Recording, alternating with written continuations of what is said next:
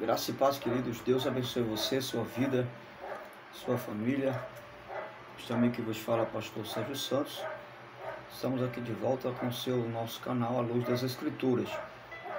E estamos de volta com mais uma aula do curso do IBADEP, curso avançado, assim, conhecido como curso do bacharel em teologia. Nós estaremos iniciando hoje uma nova disciplina. Está aqui o nosso livro, curso de teologia, né? Estaremos abordando sobre o Novo Testamento 2. Hoje estaremos tratando sobre algumas peculiaridades a respeito do Novo Testamento que diz respeito às epístolas paulinas. Nós temos aí um capítulo 1, epístolas paulinas maiores, mais antigas. Capítulo 2, nós temos as epístolas paulinas da prisão e as pastorais. E nós temos as epístolas gerais, né? Temos aí Hebreus e 3º João, 1º, 2º e 3º João. Então nós temos aí capítulo 4, onde estaremos estudando as epístolas gerais, e 1 e 2 e também Apocalipse, ok?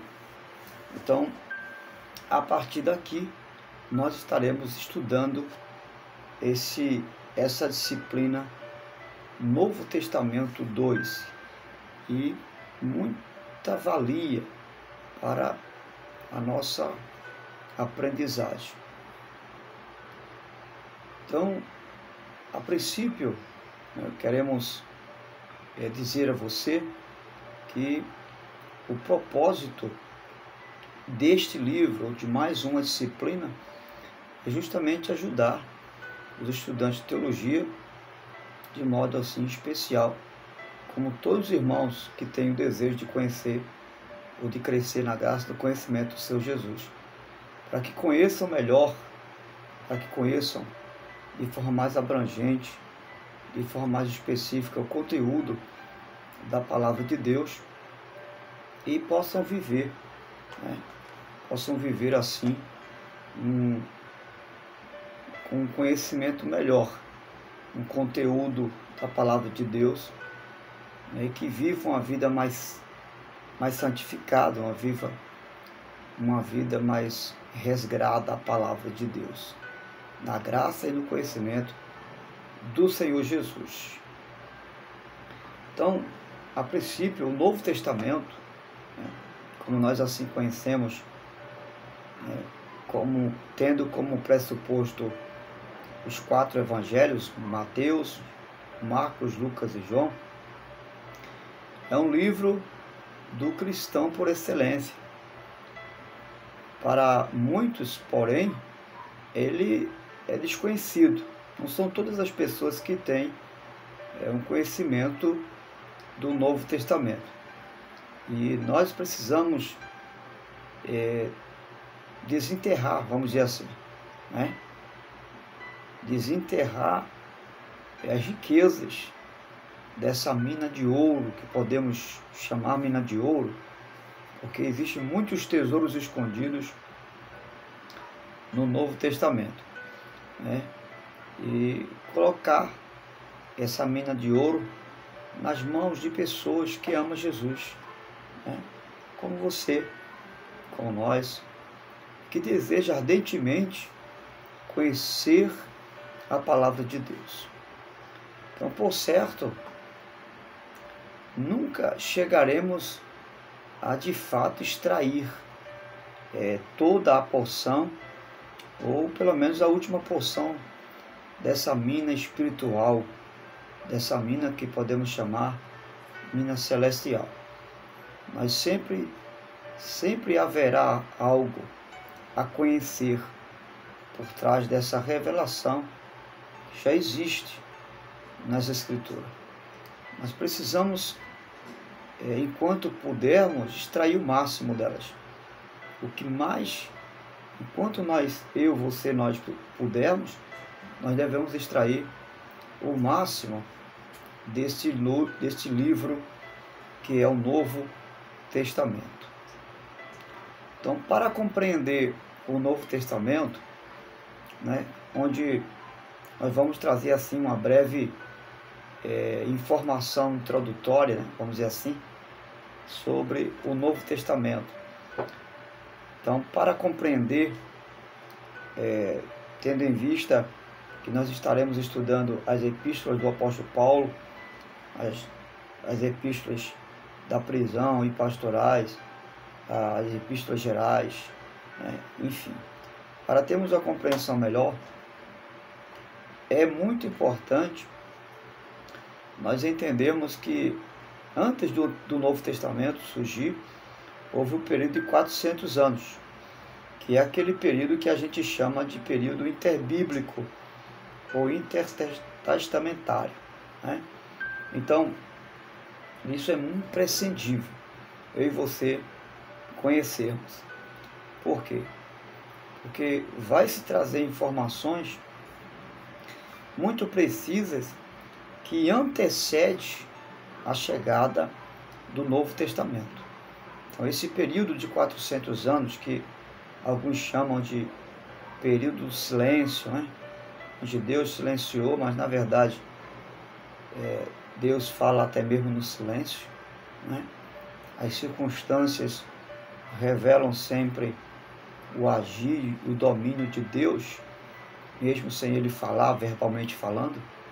Então nós percebemos que nesse período de 400 anos que antecede o Novo Testamento, nós vamos dar uma pincelada, né, e ver que nesse período há muitas coisas que surgiram.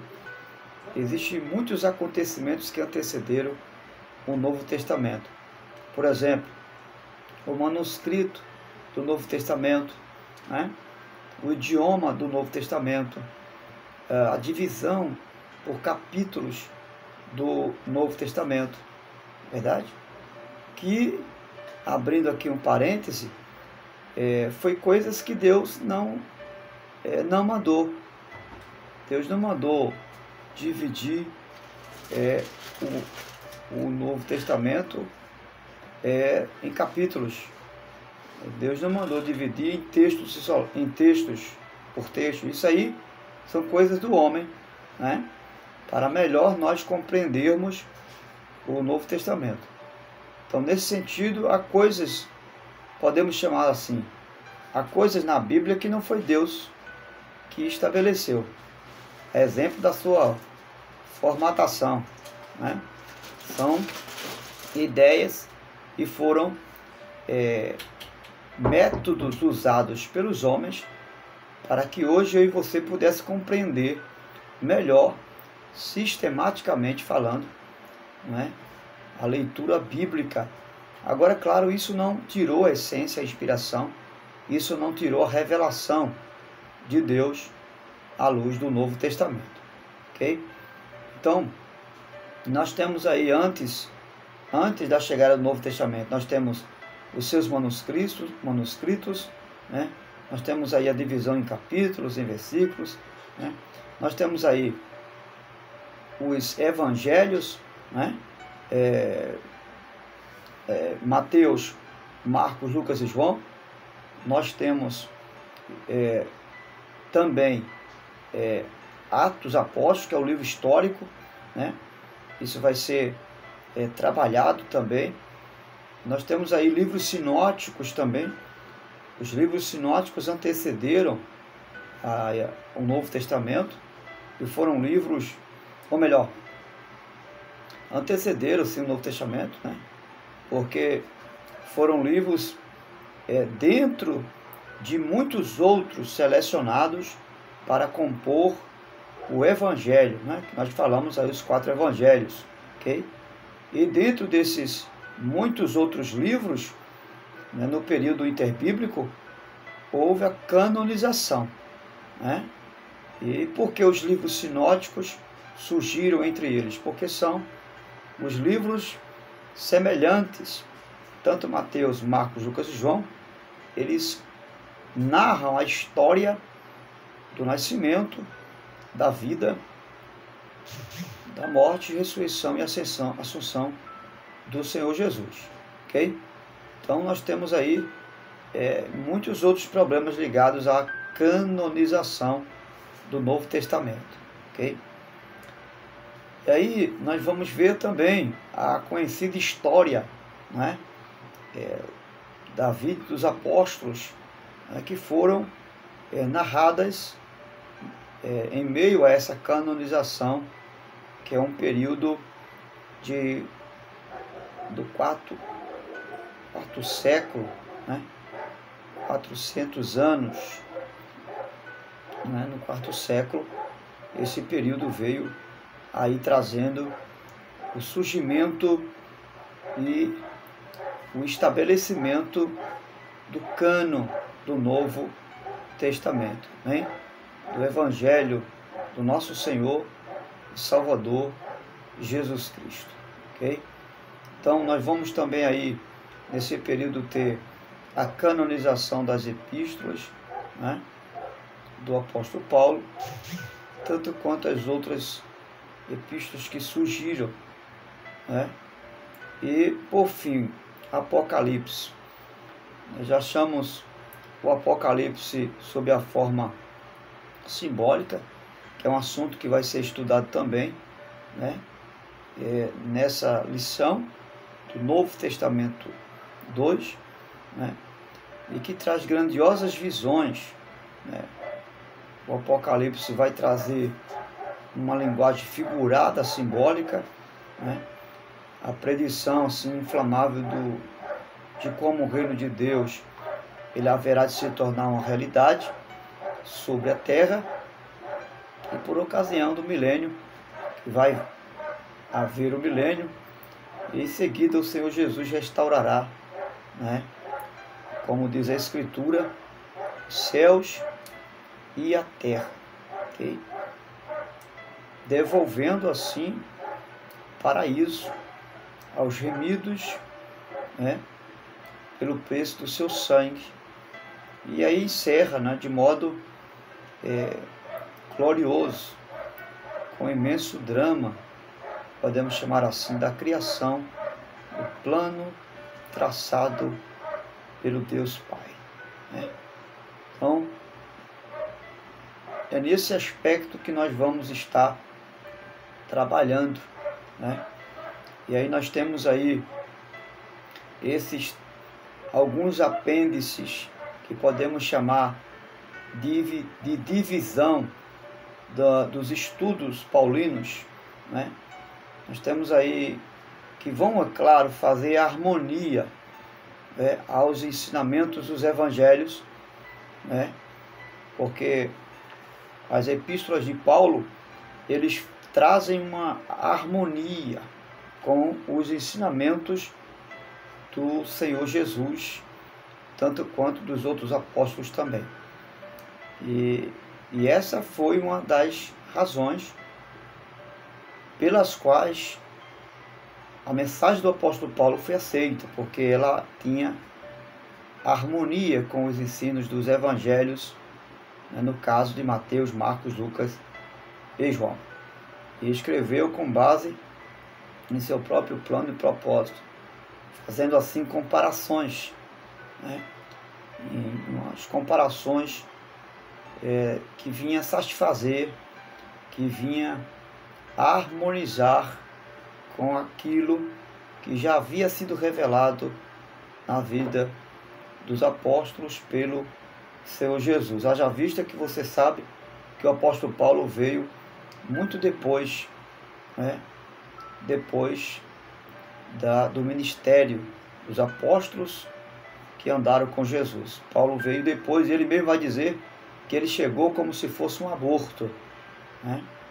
Embora teve uma supremacia muito maior no conceito didático da sua pedagogia de ensino, muito maior do que dos apóstolos. Lembrando que nada que Paulo ensinou estava distorcendo daquilo que foi passado por Jesus aos seus apóstolos que antecederam o apóstolo Paulo. ok?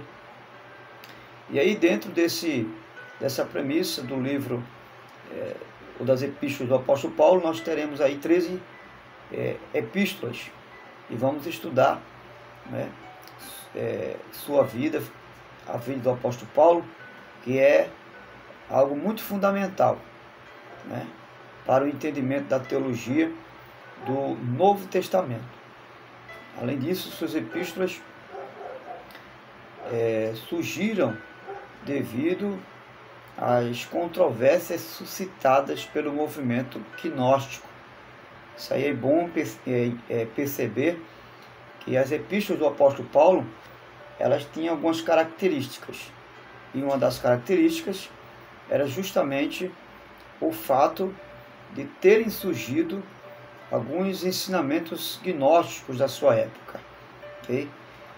Uma outra característica é que as epístolas de Paulo, ou do apóstolo Paulo, ela é uma mensagem muito interna para a igreja, haja vista que esses problemas que estavam surgindo na igreja era exatamente interno, era a nível de doutrina. Tinha muita relação com as doutrinas da igreja. Então, essa seita gnostiana, né, podemos chamar assim, ela rivalizou com o cristianismo por muitos, não só décadas, mas muitos séculos. Por centenários de anos, o gnosticismo, eles desafiaram a pureza e a verdade doutrinária que foi passada por Jesus aos seus apóstolos. Então, assim, as respostas, né, que os apóstolos deram ao gnosticismo faz justamente parte do desenvolvimento da teologia cristã. À medida que o gnosticismo ia crescendo na época, também os apóstolos, especialmente o apóstolo Paulo, que foi um dos que suas epístolas são muito teológicas, pastorais, são epístolas doutrinárias, assim conhecido, elas combateram muito essa questão e esse lado do gnóstico, né, que são conhecimentos hereges, né? É um conhecimento errado, né? O termo do gnóstico ou gnosticismo significa ensinamento errado. Então, Paulo surge combatendo, né, numa apologia, né, fazendo apologia, a defesa do cristianismo a essas heresias no seu tempo. E todo o desenvolver de suas cartas a respeito da defesa e da pureza da doutrina da igreja foi desenvolvendo então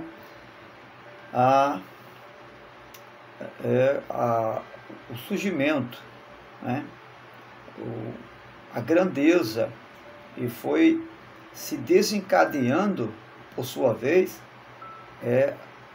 a teologia sistemática, a teologia especulativa, a teologia que podemos chamar analítica também, ok?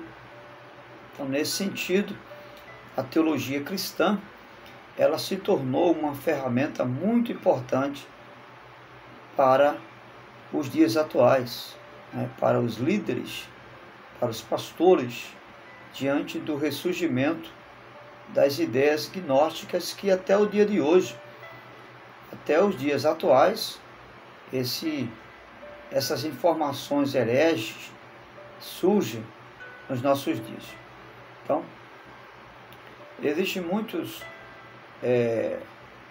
homens de Deus e alguns historiadores, até que podemos chamar assim, que vai aplicar essa compreensão ao Novo Testamento e deve incluir toda essa questão, né? Essa questão teológica deve ser incluído como um pano de fundo para o desenvolvimento e defesa das doutrinas bíblicas, dos quais foram estabelecidas como fundamento para a igreja. Então, em síntese, conhecer o Novo Testamento é de fato conhecer o Senhor Jesus. Já dizia o grande escritor e pastor Enéas Tognini e João Marques Bentes, eles diziam essa frase, que conhecer o Novo Testamento é conhecer de fato o Senhor Jesus, né? Inclusive, o escritor e pastor saudoso Enéas Tognini, ele é escritor do Novo Testamento, ou seja, de um livro chamado Janelas para o Novo Testamento. E é um livro que aborda, e eu indico a você esse livro, que vai abordar, inclusive, nós temos ele aqui em mãos, esse livro aqui, Janelas para o Novo Testamento, Enéas Tognini e João Marques Bentes. Então é um livro que vai endereçar, ampliar a sua visão a respeito do Novo Testamento. É uma visão extraordinária. Ele vai trazer uma abertura, vai ampliar, né, e vai trabalhar muito a respeito do período interbíblico.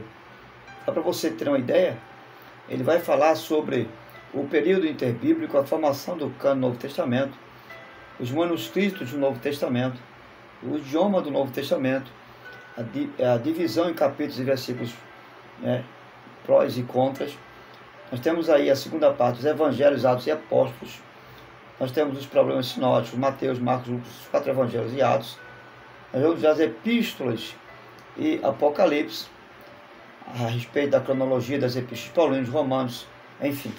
É extraordinário e eu aconselho você, né, a adquirir este livro para que você possa compreender bem melhor acerca das epístolas do apóstolo Paulo. E conhecer melhor o Novo Testamento, porque, como disse o pastor e o escritor Enéas Tognini, conhecer o Novo Testamento é conhecer o Senhor Jesus. E é exatamente conhecendo o Senhor Jesus que podemos chegar às profundezas e os mistérios do Senhor Jesus, alcançando, né, o ápice, o âmago do coração de Deus, levando a bênção por onde nós formos por esse mundo afora, né?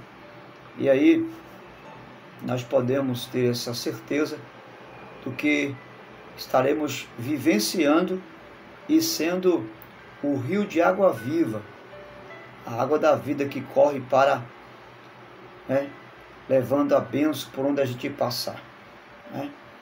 É o que acontece lá em Ezequiel 47, né?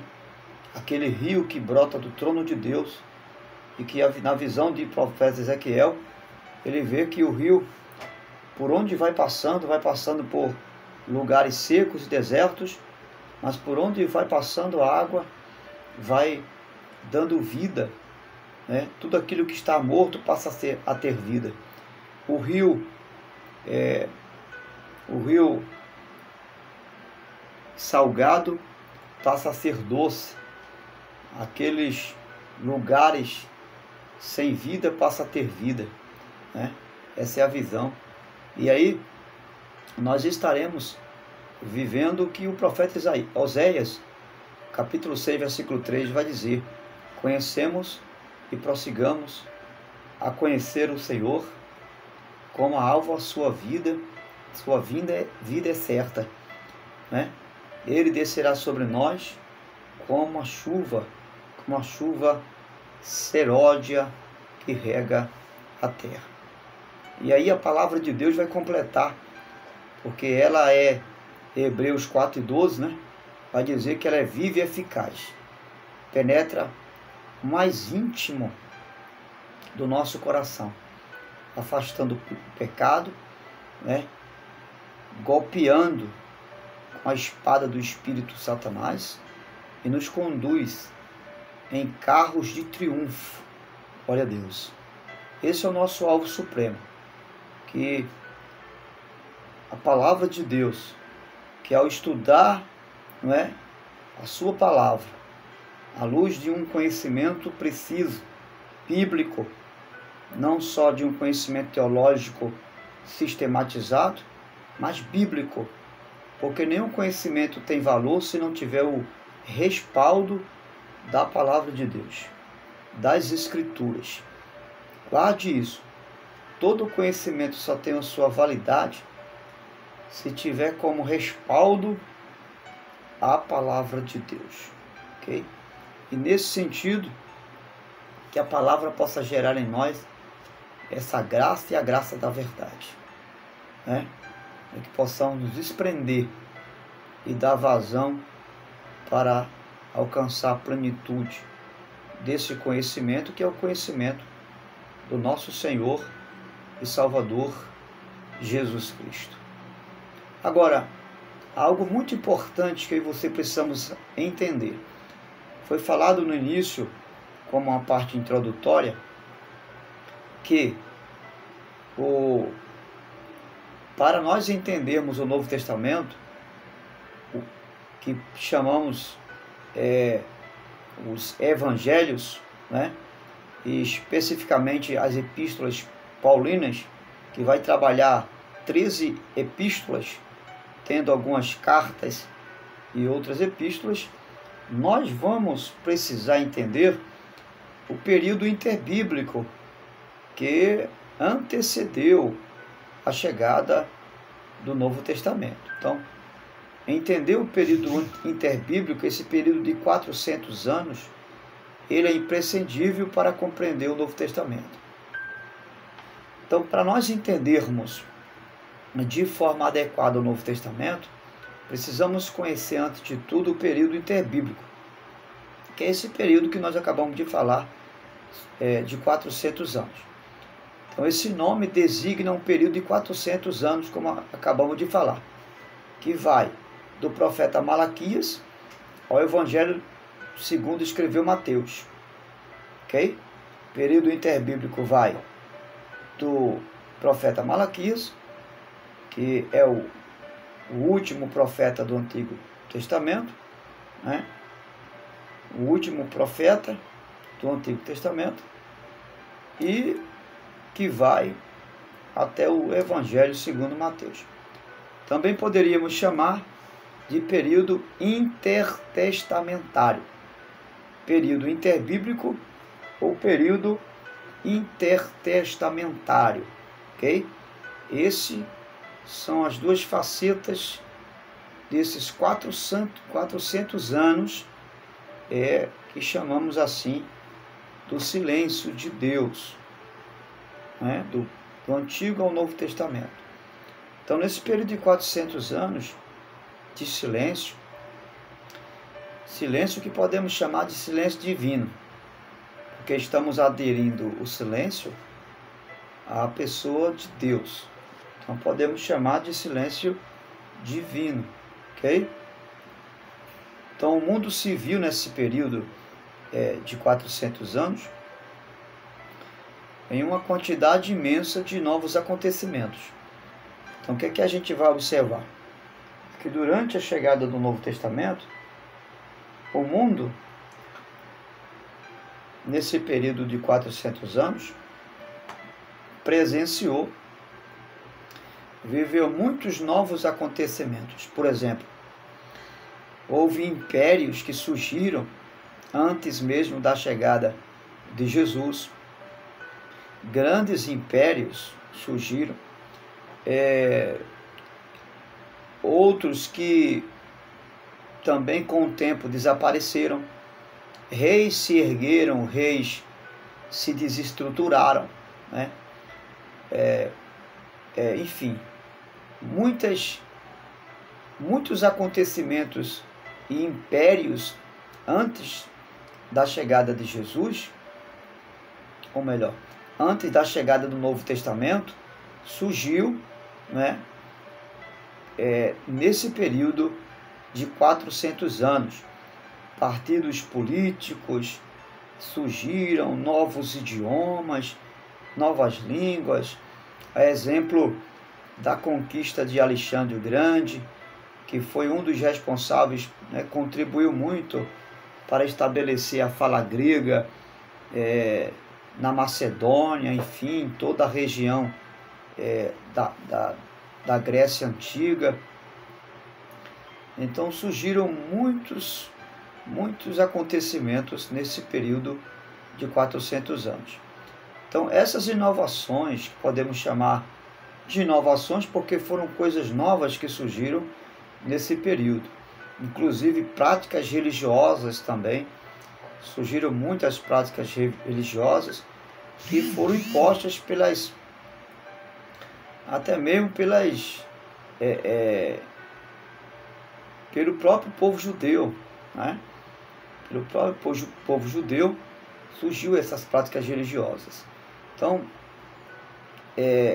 surgiram muitas guerras também, guerras de impérios rivais, guerras com um contexto político, guerras com um contexto de conquistas de terra, conquistas de trono. Tudo isso surgiu como um distúrbio e derramamento de sangue nessa época. Inclusive, desde Gênesis, você sabe disso, capítulo 3, versículo 15, quando Deus prometera a vinda de um descendente, havia em cada coração do povo da promessa, que é os judeus, a esperança messiânica.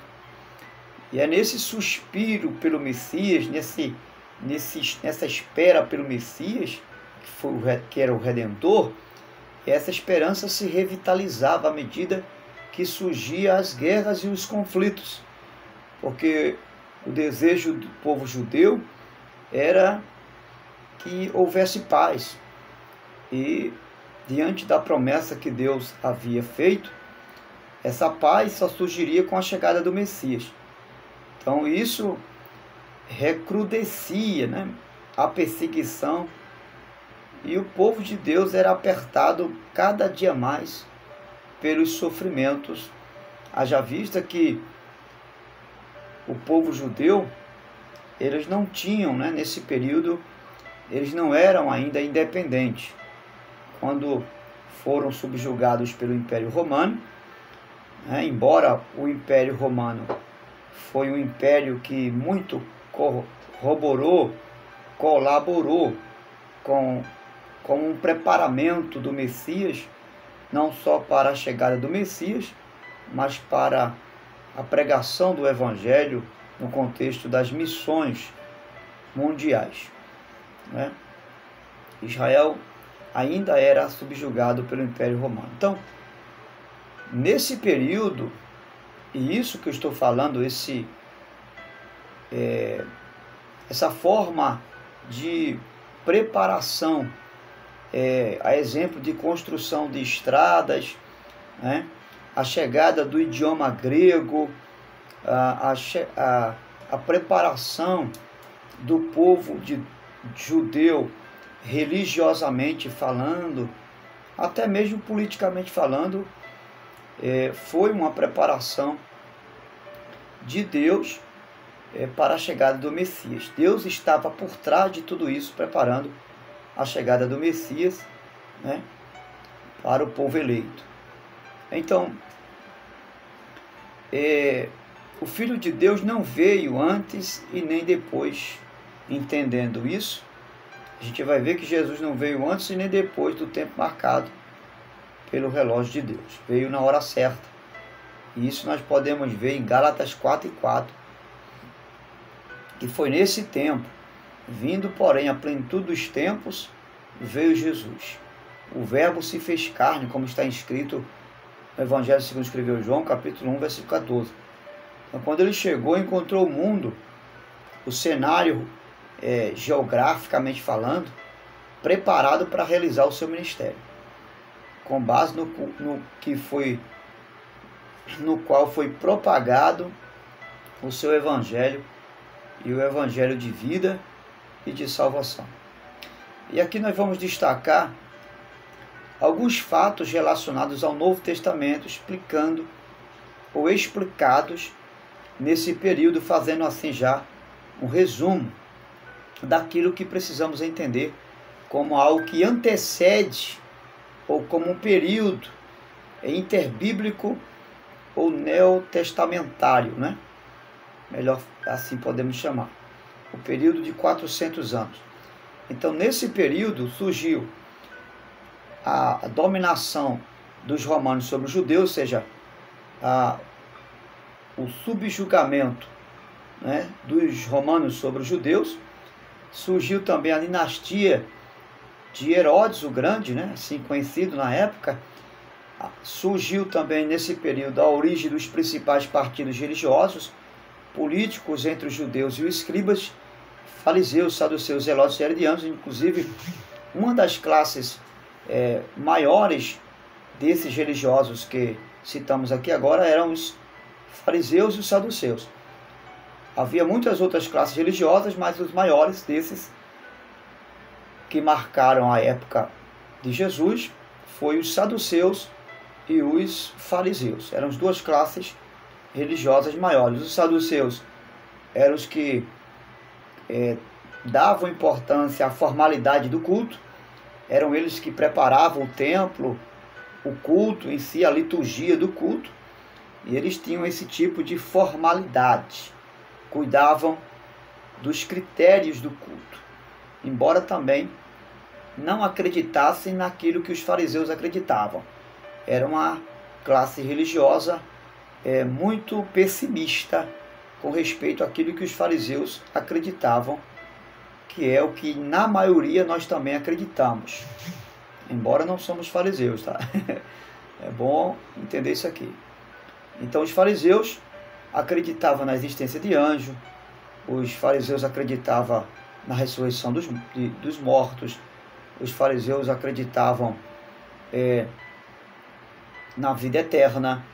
Enquanto isso, os saduceus não acreditavam em nada disso, ok? E aí vem outras classes religiosas também. Aí vem os herodianos, né? Os helenistas, que eram aqueles que faziam guerras, né? Promoviam guerras no meio político do povo romano. E de contrapartida vem o surgimento de muitos outros grupos marginalizados, como por exemplo os publicanos. Veja que eu estou falando dos 400 anos, é um período que antecede a chegada do Novo Testamento. Nesse período vai surgir toda essa turma aí. Os publicanos, além da explicação do porquê da rixa entre os judeus e os samaritanos, também vai surgir esse período aí, né? Essa realidade surge nesse período interbíblico aí, ok? A história da reconstrução do Templo de Jerusalém, né?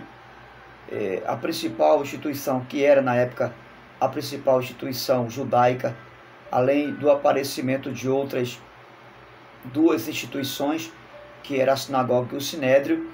Você sabe muito bem disso, que essas três instituições eram as mais importantes para os judeus. O Templo de Salomão, que foi reconstruído por Herodes, e também a sinagoga, né, que lá no exílio, né, já foi algo estabelecido por Esdras, né, o escriba, foi um dos que instituiu a sinagoga, já lá no exílio, e também o sinédrio na chegada do rei Herodes, ok? Então nós temos esses três pilares aí, né? E aí, para conhecer melhor o Novo Testamento, é imprescindível que nós não conhecemos esses 400 anos, né? E aconselho você a fazer uma busca criteriosa, né? Inclusive durante o curso, durante essa disciplina, vamos buscar né, trabalhar sobre esse período interbíblico, tendo em vista que essa é apenas uma rápida introdução interbíblica, pontuando aqui alguns pressupostos, algumas verdades históricas que surgiram, que aconteceram no período interbíblico de 400 anos antes do Novo Testamento, ok? Que vai de Malaquias ao Evangelho segundo escreveu São Mateus. Deus abençoe você e que essa introdução a respeito do período interbíblico possa ter ajudado você. Até lá e até a nossa próxima aula, se Deus assim nos permitiu. E se você, por exemplo, não é aluno do curso do nosso IBADEP, né? Você está convidado a fazer parte, a ser aluno do curso avançado, ou bacharel, como assim chamamos, para ter o conhecimento preciso e crescer no conhecimento e na graça do nosso Senhor e Salvador Jesus Cristo. Entre em contato conosco. Este amigo que vou falar, pastor Sérgio Santos, o mesmo monitor do curso. Nós estaremos ajudando você, dando a você as informações precisas sobre o curso. Nosso telefone é 8512-1502. Nosso contato 8512-1502. Deus abençoe você. Ainda dá tempo você ser aluno do curso avançado do IBADEP ou do bacharel. Grande abraço. Que Deus abençoe você. Se ainda não é amigo do canal, se inscreve. Deixa o teu comentário, tá? Para que o YouTube reconheça esse canal como um canal útil e abençoador para outras pessoas. E também essa palavra possa chegar, esse conhecimento possa chegar a outras pessoas assim, em nome de Jesus. Até lá. Deus abençoe você.